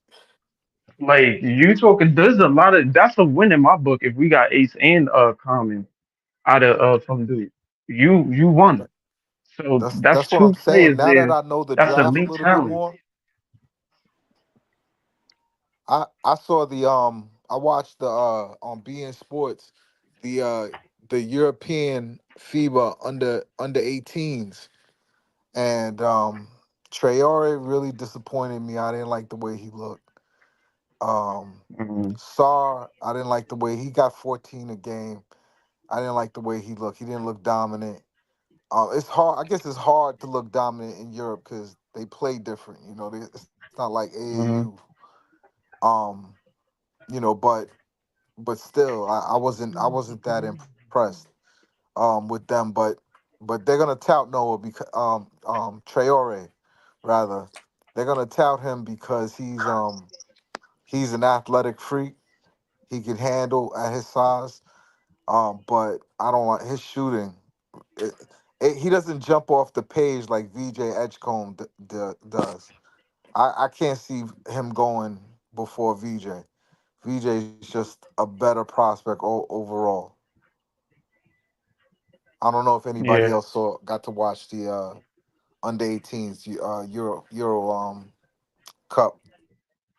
I watched a little bit of it. I didn't really catch it all though. Yeah. These players It, coming up is different, I, man. I'm in full scouting mode now, right now, yo. Not So like I have you? can even Same. make the Yeah, pick, but I listen. want to know what's out there. Yeah, no, I'm Same. all for it. I'm all for it. Again, this would be a learning lesson for me. I never really followed college basketball. I think this is the most college basketball content y'all gonna get from this page this season. Because then again, you got Easy in the comments saying that we might get the sixth pick, and we can't rely on the third pick. But again, history showed us with the Celtics that they got the second and third pick because of the Nets. Houston Rockets recently just got the third pick because of the Nets. That's the reason why I think that we're going to get the third pick. But then y'all saying that Ace Bailey might go number one, but what if we get the third Yeah. pick? Like, I don't know. I really don't know what's going to happen, but I do want to see our current roster play good. I don't want us to be absolute trash. I want to see potential in this team. Um, and I think I will. You know what I'm saying? I think we get a few game win streaks, maybe like three game win streaks. You know what I'm saying? 3 win streaks with 3 games back to back wins. I think that could happen. Um, but yeah, ultimately, I think it's going to be a rough season because of the trajectory of what we want to do with our draft picks. It's been a long time since they had to say in the matter, and I think the last time we did was Brooke Lopez. So, I mean, as far as lottery picks is concerned, so and this is Sean Mark's first chance to get a lottery pick. Do they want to give Sean Marks more than one lottery pick? is it possible to move up in the draft? Yeah, we can't flip the Knicks and the Bucks pick. Can't flip those picks. Flip a 2030 pick with that pick. Take those 3 picks. Get in the lottery again. Maybe get a top 5 and a top 10 player. Is these things possible? Is Breezy. Sean Marks doing that kind of magic, Breezy. or The what? Nets have to have the most lottery balls on the night of the draft, yo. That's just they have to ensure that they get a top 3 pick in this draft. They've done too much. They have to come away of one of Dylan, who's probably the best fit, and honestly, when I've seen them all play together, he's played the best. I like I like Ace's skill set. I think he's gonna be number 1 overall. And if we get Cooper Flag, we get Cooper Flag. I honestly I would pick VJ Edgecombe over Cooper Flag. I know that's a hot take, but from what I've seen, I take VJ over even though I don't even like small players, uh 6'4" shooting guards is not the type of size I like at that position, but VJ Edgecombe is different, man. He's Yeah, different. nah. He's different, yo. We gonna get into that. I'll probably start a stream saying Cooper Flag or VJ Edgecombe for number 1, something like that. But and I'll reach out to you on Twitter too if I do that. But shout to Iceman, shout to PT, everybody that joined the panel. I'm finna close out soon. We almost 2 hours in. Hopefully everybody out there watching, hit the like button. You know what I'm saying? Help the algorithms. Help sub up to the page as well.